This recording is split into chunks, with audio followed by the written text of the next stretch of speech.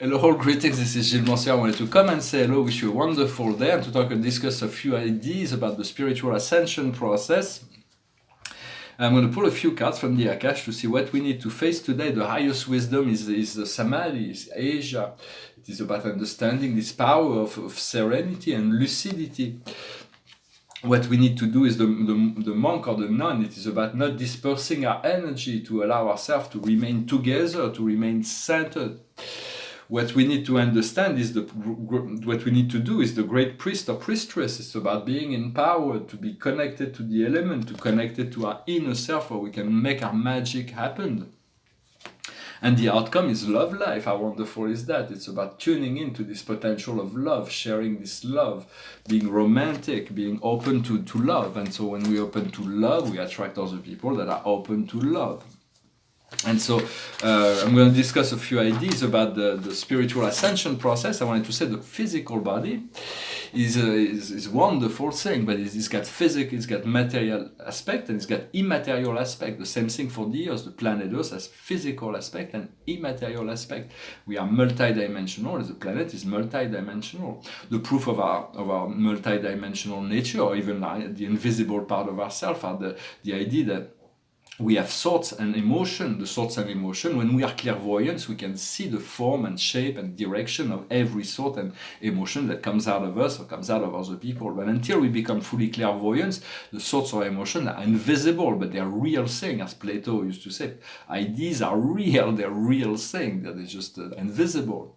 And so we within ourselves, there is energy systems within each of our organs. The body is full of subtle energy system that we do not know, for we are energetic beings, and this physical manifestation is just the envelope of that energy. It is the tip of the iceberg. So we want to tune into this energy system and to reconnect to our multidimensional nature and connect within nature with those invisible, the world of elementals, the magic worlds, the world of fairies. And there is within nature all kinds of, and all the celestial realms that are a little bit more difficult to perceive because they are on the higher planes. But so we want to tune in and recognize we are part of nature, we are part of the creation, we are part of the universe. And nobody can miss out on ascension. Ascension is given for all those who are seeking it, no matter what we think, no matter what we believe. Sometimes we feel like we're stepping down from our ascension seat or whatever, but we are ascending together. So there's no choice. If we are chosen to ascend, you will ascend. And so understanding the unity consciousness, the love and unity is beyond all other thoughts and consciousness. It's even in the physical realm, this world of illusion. When we look in telescope, we look, this illusion is grandiose, utterly beyond anything. This universe that we see, we only see a little minuscule part. For the universe as invisible part and visible part, what we see is a very tiny minuscule part. But even the scientist knows that they only 10% of the physical material gravity system of the universe is visible. The rest, they call it dark matter or whatever they want to call it, but they do not know that much about the universe. But so it's understanding that this physical reality, this universe that we live in, is so grandiose that will always be in eternal future. There will always be things to do, always discovery to be made. And for we have soul and we have an oversoul. Our soul is the eternal part of ourselves. We are becoming our soul. Our ego is stepping aside in order to be more integrated into our soul plan, soul frequency. But we have this oversoul that's a monad. It's a philosopher in the 17th century named Leibniz who had discovered this monad. He was a great enlightened being. He was the advocate of God. He also discovered the binary system. Nobody understood what he was for, but now we made computer with that. So the 7th century invention, and Leibniz discovered the monad, the oversoul. Our oversoul is our soul family, our soul group. It includes all our guides, but also all those beings that are part of our spiritual family. From a spiritual point of view, the grand universe, which is all the inhabited universe, all that is inhabited within the cosmos, as the oversoul, is the supreme being. And for the master universe, or the future extension of the cosmos, unrevealed and unmanifested, is the ultimate, is the oversoul. And so for the paradox is that the universe is so vast that there is certain paradox within the universe. It is the idea that infinity can never, it looks infinite. It is nearly infinite. For space is nearly infinite, but it will always be a sub-absolute because infinity can never be filled. So there will always be something that can be added to the universe. For God as an infinity, the philosophers of the universe, celestial philosopher, always wondered how can God as an infinite being can ever reveal itself fully in a cosmos that has limitation. For there is a central universe of eternity that is invisible, and we belong to a galaxy, and a galaxy is a part of a galactic cluster, a family of galaxies, and there are 7 such galaxies, such clusters that are organized at this time that we call time and space. The grand universe includes the 7 super universe of time and space, the central universe and paradise. But beyond that, we can see already in our telescope the first level of outer space, where there are clusters of galaxies that are tens of thousands of times bigger than, and there are thousands of those clusters that are evolving in the first level of outer space that are far more grandiose than any of that are bigger than anything that we can that time and space belong. Once we'll have mastered all the process of time and space, we'll be open to the first level of transcendental universes of the first level, but there is 3 other levels that are beyond that is going to become so, every time it gets even bigger, and it's so monumental, it's completely beyond anything that can be explained at this point. But even on the 4th level, which is the last final level, for their disk that are swinging around paradise, everything is connected or is centered around the Isle of Light. We scientists do not know that, but the universe has a center, and everything is concentrically organized, and there is from spiral into spiral into spiral, wheel within wheel within wheels. And so there is those concentric rings of galaxies that are evolving, and they get bigger and bigger and bigger. But even then, there is there is, even on the final level, we can imagine that it will expand to the infinity on all sides. Infinity will never be able to be filled, since the principle that we can always add something to infinity. So there's a great mystery there. There was a philosopher Empédocle that realized that pre-Socratic philosophers, that the infinity was hidden within all things and all beings. For we are that infinity. Our soul was connected to infinity. We had everything. We knew everything. We are everything, and we are connected as an extension, created as an extension of God with the wholeness of God. The only thing that we were lacking is experience. For we knew everything, but we had no experience. So God as the Paradise Trinity is existential. It will never change. It knows all. It is all. It has created all. But then when it's created all this program, this plan, this expansion program that called the universe, it created the potential of 3 levels of divinity realization: supremacy, ultimacy, and absoluteness. Right now we're looking for this supremacy, the realization of what is true, what is good, and what is beautiful.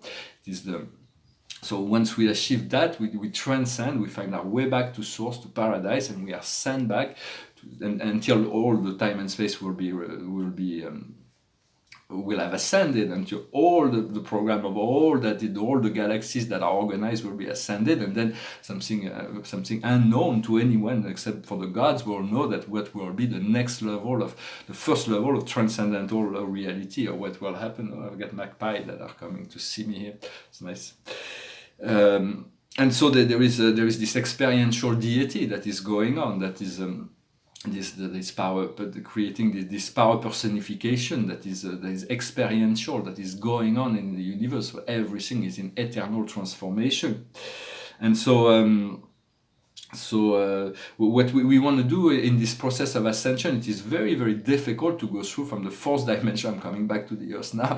From the 4th dimension to the 5th dimension, to traverse all the astral plane, when there is all of the dreams, the collective dreams and nightmares of humanity. So we want to use the assistance of the planetary logos, like the Lord Buddha, like Sanat Kumara, Master Kutumi. All those beings they have integrated the wholeness of the matrix, and they are assisting the process of the planet in its ascension process for this planet is already a multidimensional being. She already exists in the fourth, in the fifth, in the sixth, in the seventh dimension. For we want to merge our consciousness to that. For here we are creating this platform through the internet, collective consciousness. All those who are communicating from a higher plane are contributing in creating within ourselves, to anchor within ourselves this collective matrix that we'll be eventually moving into. For the great deal of the problems of the world is that we've been living through this Darwinian state of consciousness where there is not enough for everybody, so the fittest will eat up the smallest, like animals, behaving like animals. But there is in truth enough for everybody. It's just a matter of respect and balance. It's about it's about more respect and more balance. There's all kinds of things that are completely insane in the world right now that when I look at it, it's just but the ego does not have the solution. The ego can only look at the past and try to find a solution for the future. But the most of the problems of today, they're just on a dead end. They will not find it. Only God can solve those problems. And so we want to tune into that God presence in every moment, every situation we encounter, and allow that God presence to reveal us the situation and use the magic of that power to solve the situation. For some time I feel I'm going through the dark night of the soul. I feel like I'm going into the depths of despair, and I feel I'm asking God, please let me end this incarnation. I've done my work, but I know my presence is essential to this presence, to this plan of creation here, and I have keys and codes and resolution to bring into situation in some part of my future. Sometimes I feel like Thales, the great philosopher Thales in the pre-Socratic era. Thales was Plato's story that Plato taught. Thales was wandering at night in the sky and looking at the stars, and he fall into a well, and so but the philosopher don't need to be practical; they need to explain the greater picture. So, but after Aristotle come and try to make philosophy practical, but sometimes we feel like we're going into, because we're trying to get somewhere that is so far, that is so beautiful, that is so true, that's connected to our soul, and we're kind of losing certain sense of what is practical within our life. But but I know that there is a great need for me to be here. So sometimes I try to understand that there is the salvation will be coming in this lifetime. I don't need to wait for my next lifetime to find my salvation. What we want to have as a mantra, we want to keep this mantra of total abundance, infinite wealth, and perfect health for everybody, for ourselves and for everybody. Total abundance, infinite wealth, and perfect health. It's something that we want to always keep activated within ourselves. Just ideas and thoughts, but they're powerful thoughts and ideas. For the so basically that's what I wanted to. Sometimes we find ourselves on the other side of the gate as well. Sometimes we see we're already there, we're already into. So we have to integrate those part of our. First we have to perceive those fragments of consciousness, those fragments of other dimension. But then we need to integrate it, and then once we integrate them, we accept them. That's true, because sometimes we're the only one that can perceive them. So other people think if we try to share, they think we're insane. But believe what you see, believe what your inner self reveals to you, integrate it, and then find ways to apply it. It's very important to try to do that as much as possible, and understand what is for when we go through those dark night of the soul. The idea is to be able to release a blockage. I've released a really big blockage that I had in my life through the 100 days of clarification and purification, but I still have a few blockages, but they will come, because now it's like too much has been done for me not to complete that process. So, but when we go through those dark night of the soul, we can sometimes we can even be suicidal, or you can be completely depressed for maybe not long time, but for short time. But it's a catalyst to bring about the liberation of certain things that are being blockaged. Once we accept the liberation of that, and those dark night of the soul, there may be more than one. We may have to go through it again and again until it's all liberated. But they're actually soul. So it's about calling on God and the angels and the archangels when we go through that, and they always remind us of what is true, that those things are just illusion, that we need to release those things in order to find the truth and the freedom we are seeking. So this is basically what I wanted to express today. I hope this message was interesting for you. The message for today is the 10 of Gabriel. Ask the angel to place the right people in your life that are capable to help you on your way. Please. You are working too much. You are always doing too much to please others, so it is important not to let go of many old responsibilities as much as possible in relationship to the expectation of others. You have to take the time for joy, to take time for your own well-being, what is meaningful to you, what is it you want in your life, what is it you expect next, what is it you want next. Do not compromise in terms of what you want, just know that, envision what exactly you want, and trust that you are worthy of it, and trust that the universe will find a way to bring it to you in a magical way when you're ready. For every moment of now, there is all kinds of magic that can happen. So this is important to maintain that, and to remember total abundance, infinite wealth, and perfect health, always, for everybody. Those two paintings, this one is for Celestial Paintings from 1995. It's a very an early piece of the Celestial painting. It's a symbol of Salvington. It's a huge planet. It's 100 times bigger than the Earth, but that's an invisible planet. It's called an architectural sphere that were created at the dawn of creation for celestial administration. Around that there is the 100 constellations that are symbolized by the little points around it. And around that sphere there are 10 clusters of spiritual university. Those are spheres that we'll have to traverse on our way back to home, to paradise. Each of those clusters, there is seven planets that are about 10 times bigger than the Earth, and each of the 7 planets has 7 little sub-satellites that are about the size of the Earth.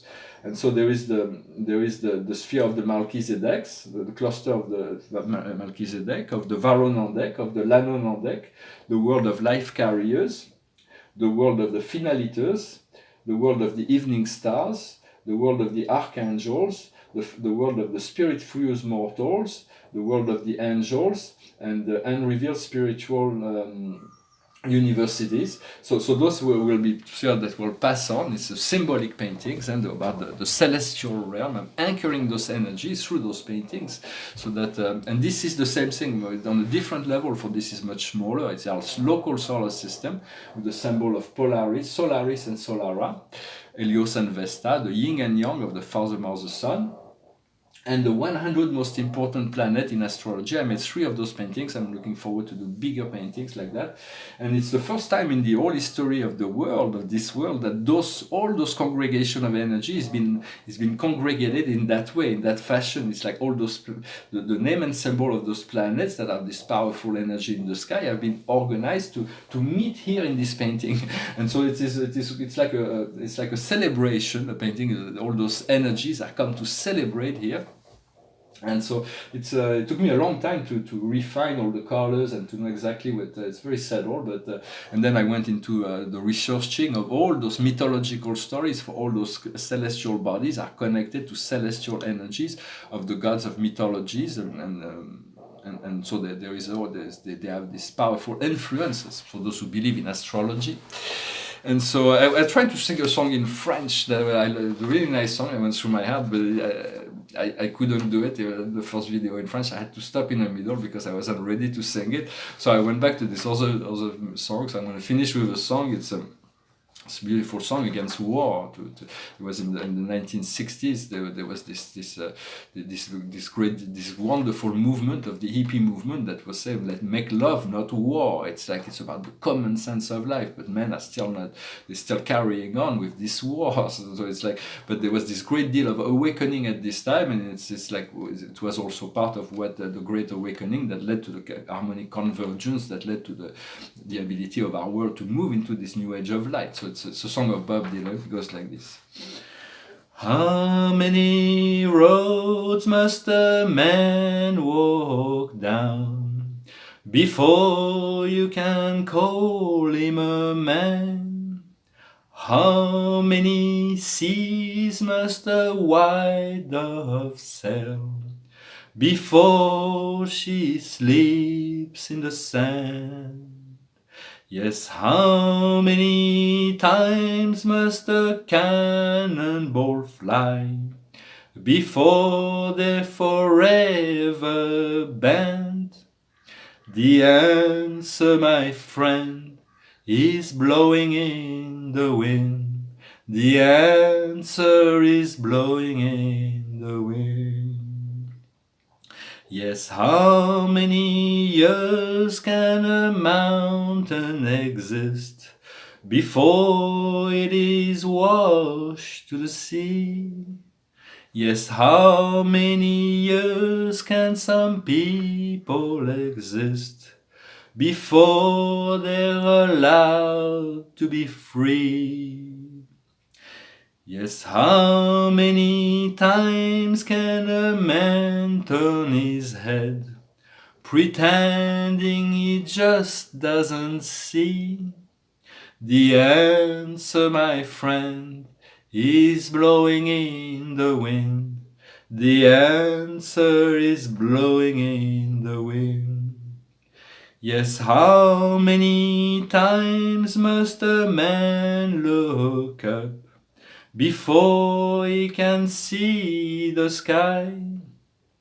Yes, how many ears must one man have before he can hear people cry? Yes, how many deaths will it take till he knows that too many people have died? The answer, my friend, is blowing in the wind. The answer is blowing in the wind. Well, thank you very much for sticking to that. I just want to send a good thought to Julian Assange. That's like the only thing this guy did was to reveal crimes against humanity, and it's becoming completely insane that people are prosecuted for showing up. It's like criminal protecting each other. Really, it's like it's going to become completely. It's like instrumental in revealing all those crimes against humanity, those war crimes, and it's like it's because for those people who are doing that, they do not law. There is a divine law. They want to continue to be the bullies, but they're bullying the world, but they do not understand. They're gonna have to face all the consequences of their action at the end of their program. So we want to send love and light to all the protagonists, and we hope that this all the situation will end up well for everybody, that we'll be able to free ourselves from all this conditioning, and we'll move into an era of peace. As my friend Albert Einstein, peacemaker, we are all peacemaker here. Or there is many beings that came, and all the masters of the past all came as peacemakers, whether it is Jesus, Buddha, Mahomet, all were peacemakers. So we all come here to realize this world of peace, but we wanna send love and light to assist and to call on God to assist in the realization of this world of peace and paradise for all. I thank you very much. Namaste.